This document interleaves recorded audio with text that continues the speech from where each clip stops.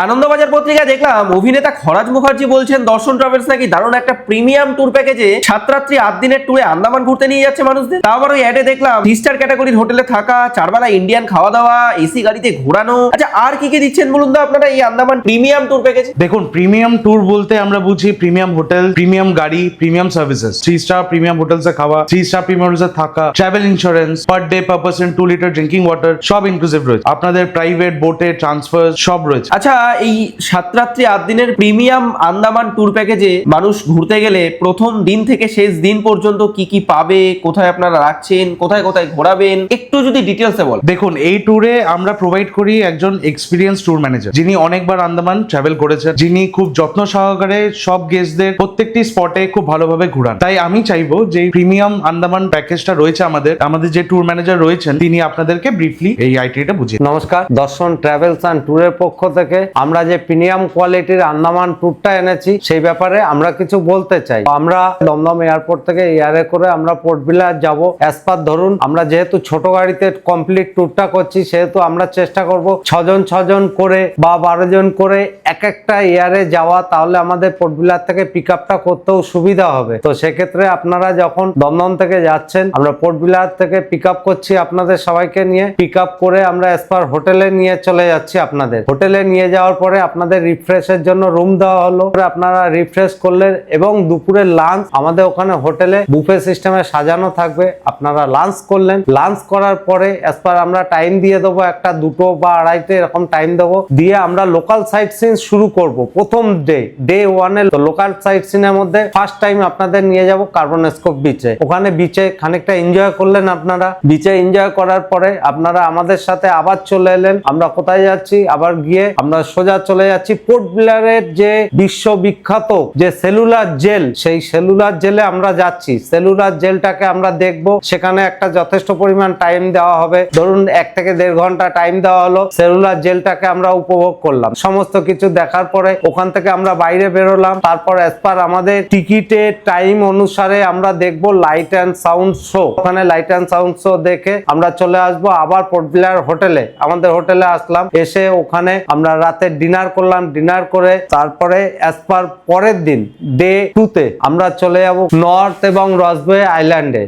এবং নর্থবে আইল্যান্ডে আমরা যাব। প্রথমেই আমরা ধরুন যেটায় যাব সেটা দেখা যাচ্ছে হতে পারে জলের জোয়ার ভাটার উপর নির্ভর করে রস আগে নাইলে নর্থবে আইল্যান্ড আগে। আমরা নর্থবে আইল্যান্ডে গেলাম, ওখানে বহু রকমের ওয়াটার অ্যাক্টিভিটি আছে। নর্থবে আইল্যান্ডটা অ্যাকচুয়াল কোরাল আইল্যান্ড হিসাবে পরিচিতি। নর্থবে আইল্যান্ডে যত রকম ওয়াটার অ্যাক্টিভিটি আছে আপনারা যদি চান করতে পারলেন। এবং নর্থবে আইল্যান্ডে আরেকটা বৈশিষ্ট্য আছে, পুরোনো দিনের 20 টাকার নোটে দেখবেন একটা গম্বুজ আছে, সাদা আর লাল পেঁচানো পেঁচানো দাগ দিয়ে গম্বুজ। সেই গম্বুজটাকে আপনারা পুরো দেখতে পারবেন নর্থবে আইল্যান্ডে যখন আমরা ঢুকবো বোটে করে, তখন ওই গম্বুজটা আপনারা দেখতে পারবেন। তো নর্থবে দেখার পরে নর্থবেতে আমরা লাঞ্চ করব। অ্যাজ পার আমাদের যে 3 স্টার ক্যাটাগরির হোটেল বা খাওয়া দাওয়া সেটা মেনটেন করে আমরা নর্থবেতে লাঞ্চ করে আমরা ওখান থেকে সোজা চলে যাব।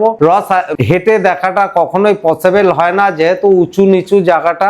সেখানে ব্যাটারি গাড়ি করে নিতে হবে। ব্যাটারি গাড়ি অ্যাপ্রক্স 80 থেকে 100 টাকা পার হেড নেয় টিকিট। ওইখানে সমস্ত ব্রিটিশের পোস্ট অফিস বলুন, ব্রিটিশের কার্যকলাপ সব ওই রসবে আইল্যান্ডে আছে। সেই জায়গাটা সম্পূর্ণ রকম ঘোরানো হবে এবং ওখানে বহু হরিণ, ময়ূর সমস্ত কিছু আছে, সেগুলো দেখবো। দেখে আমরা আবার চলে আসবো পোর্ট ব্লেয়ার হোটেলে। পোর্ট ব্লেয়ার হোটেলে এসে নাইটে স্টে করব। নাইট স্টে করার পরে আমরা পরে ডে 3 তে আমরা চলে যাব আমাদের প্রাইভেট শিপে করে হ্যাভলকে যাব। হ্যাভলকে গিয়ে আমরা হ্যাভলকে সেই ওয়ার্ল্ড ফেমাস রাধানগর বিচ, ওখানে আপনারা এনজয় করলেন রাধানগর বিচে। এবং যদি সানবাথ করতে চান ওখানে সানবাথ করতে পারবেন। ওখানে ড্রেস চেঞ্জিং এর জায়গাও আছে। রাধানগর বিচ দেখে আমরা সেখান থেকে লাঞ্চ করে আমরা চলে যাব হ্যাভলক হোটেলে। ওখানে গিয়ে সন্ধ্যা স্ন্যাক্স নিলাম এবং রাতে ডিনার করলাম। ডিনার করার পরে আমরা আপনার পরের দিন ডে 4 আমরা যাব কালাপাথর বিচ। হ্যাভলকে আমরা রয়েছি। হ্যাভলকে আমাদের 2 নাইট। হ্যাভলকে চলে যাচ্ছি আমরা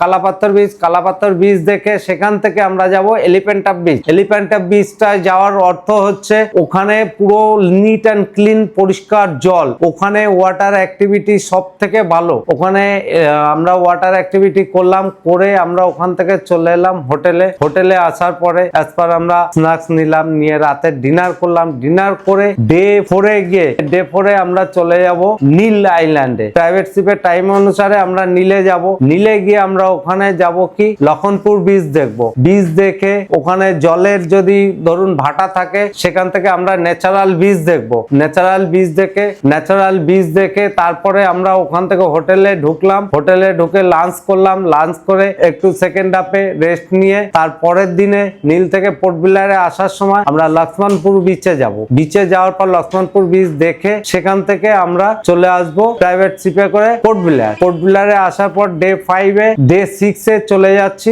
বারট্যাঙ্ক ডিকলিপুর, যেটা আমাদের মেন আকর্ষণ।